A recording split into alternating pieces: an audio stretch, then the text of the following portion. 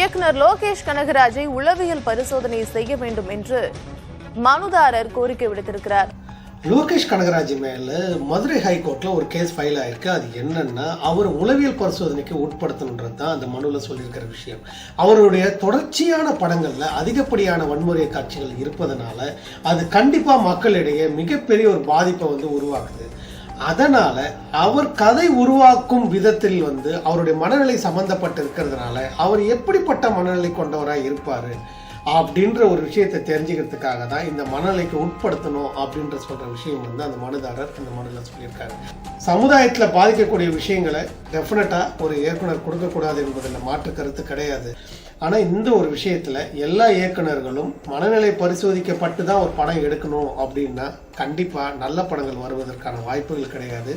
ஏன் படங்களே எடுக்க முடியாத சூழ்நிலை தான் உருவாகும்.